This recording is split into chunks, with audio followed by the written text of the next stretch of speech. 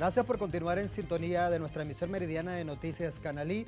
En este segmento que lo dedicaremos a nuestro espacio de entrevistas, estaré conversando con César Pérez Guevara, quien es abogado constitucionalista, investigador histórico, conferencista y presidente del Centro de Estudio de don Juan Germán Rocio.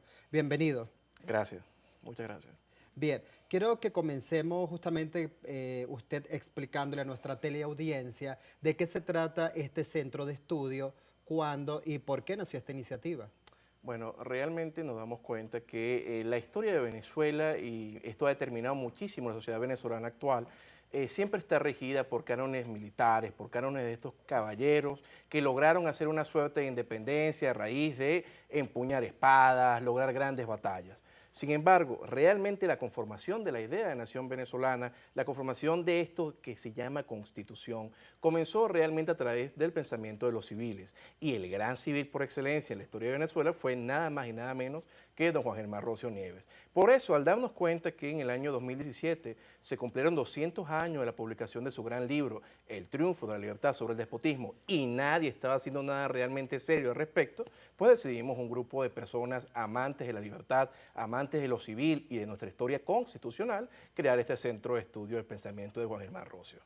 Muy bien, es inevitable que comentemos esta especie de dualidad que pareciera existe en la actualidad en la gobernanza de nuestro país, porque por un lado tenemos a la figura del presidente de la República, Nicolás Maduro, y por el otro lado lo que representa el presidente del Poder Legislativo, Juan Guaidó, quien el pasado mes de enero se autojuramentara presidente interino de Venezuela. ¿Qué está sucediendo realmente aquí a efectos de la legalidad y de la constitucionalidad? Porque cada uno fustiga al otro llamándolo ilegítimo. ¿Qué es lo que realmente está sucediendo en este contexto? Bueno, al respecto nada más puedo yo dar mi opinión. Nos damos cuenta que en efecto el año pasado ocurrió el hecho de que se llamaron a unas presuntas elecciones el 20 de mayo del año pasado. Ahora bien, no estamos viviendo en un mundo aislado, no estamos viviendo en esta clase de planeta que alguna vez existió, en el cual los estados sencillamente dejaban que el otro hiciera lo que a bien tuviera y que aún así existieran irregularidades, ilegitimidades, pues mira, no pasaba nada, yo te reconozco como estado.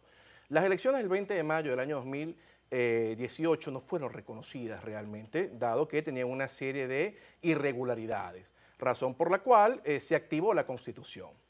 Ahora bien, una vez que hacemos un análisis de la Constitución venezolana, no se puede interpretar como algunas personas han pretendido, que sencillamente es pues tú agarras un precepto jurídico y lo interpretas de un modo solitario, no. La interpretación constitucional que se debe realizar es sistemática, es decir, en relación al texto en su conjunto, asimismo también como todo lo que llamamos el bloque constitucional. De este modo se hace esta interpretación de emergencia de la Constitución y al considerar el Parlamento venezolano que no existía realmente un presidente legítimo, electo, según los preceptos de una democracia participativa, tal cual como establece nuestra Carta Magna, entonces el presidente Juan Guaidó, pues, se ha juramentado como presidente encargado mientras tanto. Ahora bien, esto trae una serie de problemas, ¿no?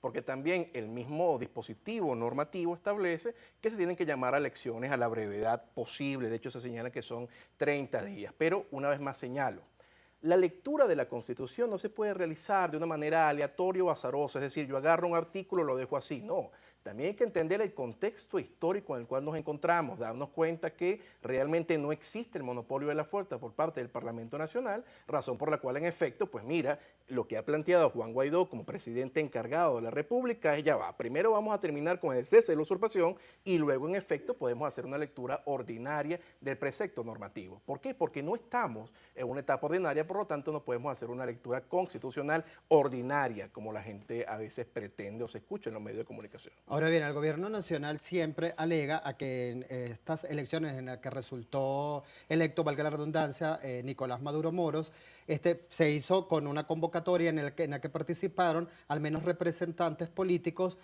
opositores a él, no digamos quizás representantes de lo que para el momento era la Mesa de la Unidad Democrática, pero sí quienes de alguna manera le adversaban. Ellos se amparan ante esto y dan a entenderle a la comunidad internacional que fueron unas elecciones, digamos, constitucionales, porque hubo la participación de más de un candidato. Porque entonces sigue en el tapete esto de no reconocer un resultado en el que asistió un conglomerado de la población venezolana a elegir.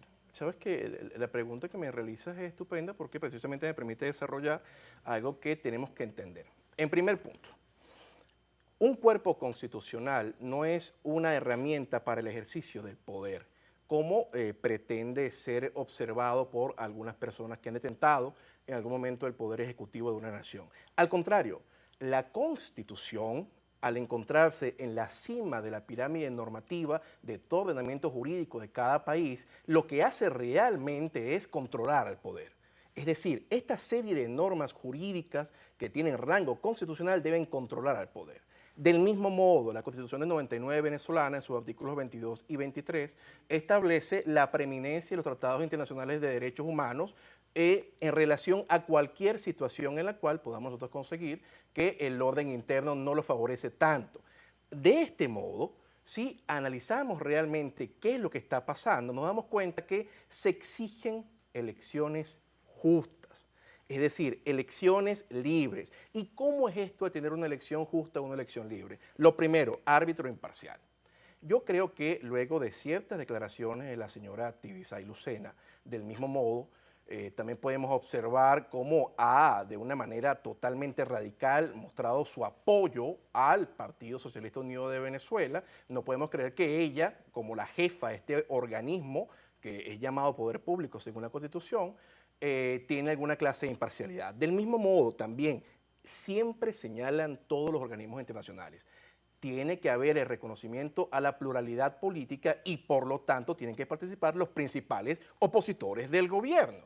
De un modo muy extraño nos damos cuenta cómo la justicia, por llamarla de alguna manera, siempre está intentando sacar del camino a aquellos que puedan adversar al poder constituido en su momento, ¿no? De este modo nos damos cuenta cómo se llevó esta presunta elección del 20 de mayo del año 2018, en la cual no estaban los principales candidatos opositores, ni siquiera estaba la Mesa de la Unidad Democrática, que es la que ha sacado mayor cantidad de votos en la historia constitucional de Venezuela.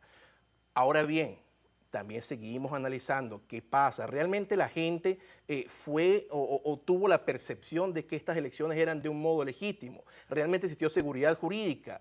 ¿Existía también observación internacional? También hay que ver lo que dijo la empresa que anteriormente se encargaba de las elecciones en Venezuela en relación a la legitimidad o transparencia de los comicios. No podemos realmente entender esto como una elección libre, porque es que una vez más, como te he señalado al inicio de la respuesta, el hecho de que tengas un dispositivo normativo y lo invoques a capa y espada no quiere decir que realmente lo estés ejecutando. El hecho de que tú vayas a hacer algo que tú llamas a elección y dices, bueno, yo tengo dos contendientes, no son de los más populares, nadie confía en ellos y está prácticamente garantizada mi victoria, porque también tengo de mi lado a la jefa del organismo electoral, yo creo que no podemos hablar de verdaderas elecciones. Esa es la razón que se da, no solamente en Venezuela, a nivel internacional. Ahora bien, un punto importante que ha estado como ocupando bastante centimetraje en los medios de comunicación en los últimos días, y es el tema de la ocupación de las sedes diplomáticas que viene por el nombramiento que hiciera Juan Guaidó de algunos representantes diplomáticos, embajadores de Venezuela que ya han ingresado a estos países,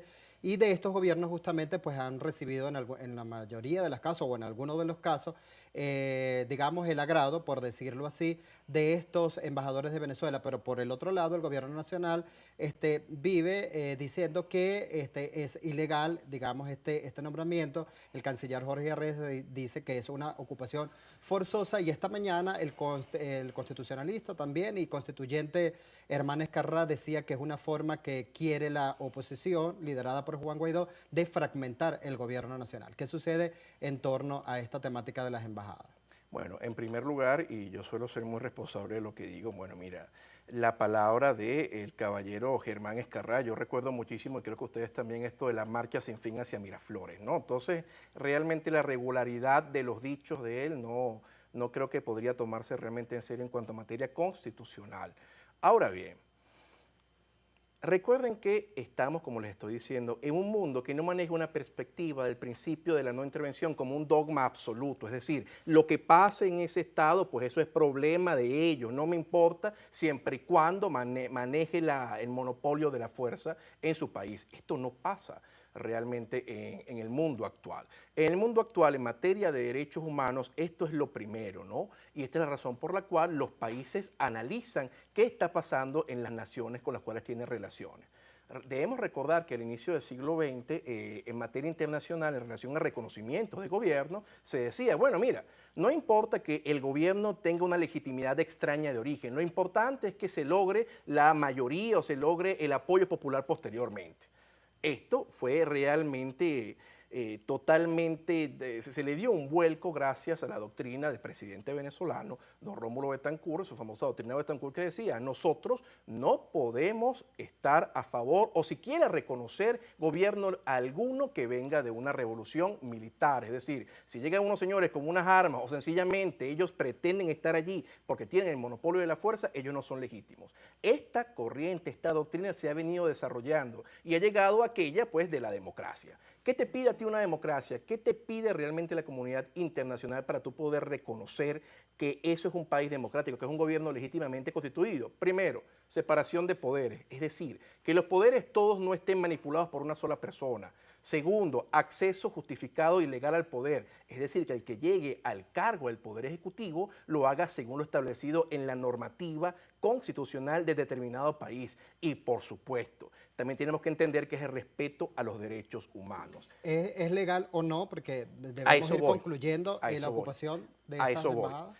Si se está analizando según esta perspectiva de la doctrina de derechos humanos, el reconocimiento al gobierno legítimo de Juan Guaidó, y Juan Guaidó, al ser el representante del Poder Ejecutivo, es el que tiene, a tenor de lo establecido en el texto constitucional, la facultad, atribución, para poder declarar quiénes son los jefes de las misiones diplomáticas. En efecto, los otros países lo que están haciendo es seguir la legalidad o la legitimidad establecida.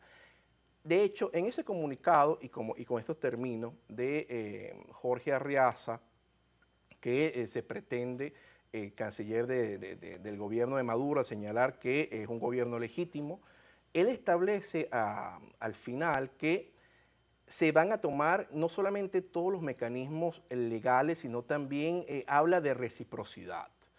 Y esto a mí me preocupó mucho cuando yo leí el comunicado, porque la reciprocidad es un principio en desuso del derecho internacional consuetudinario que se decía, bueno, mira, en relación a cómo este Estado se comporte conmigo, yo me comportaré con él.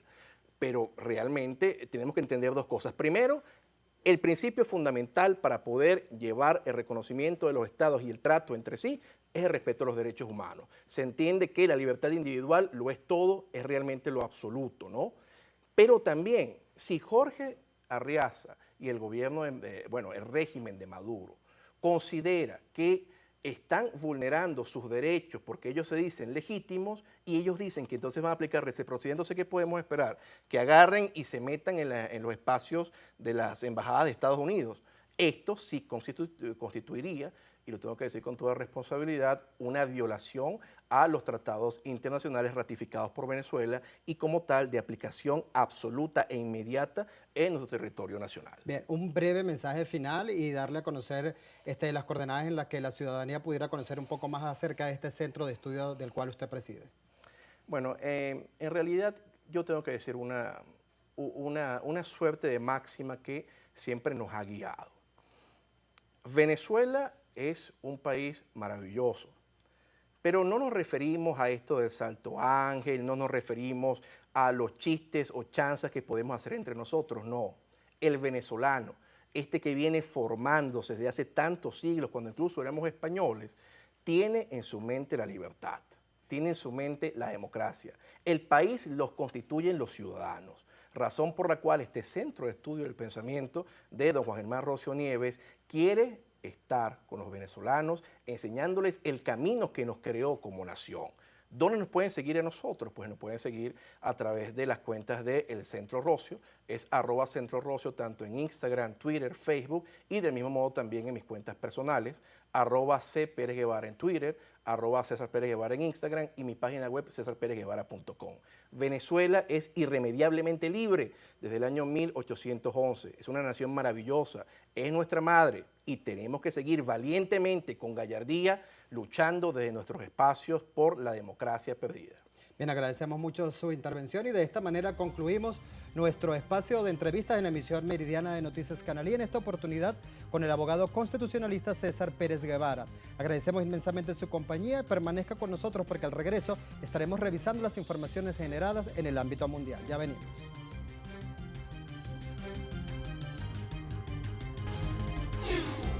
Noticias Canal I.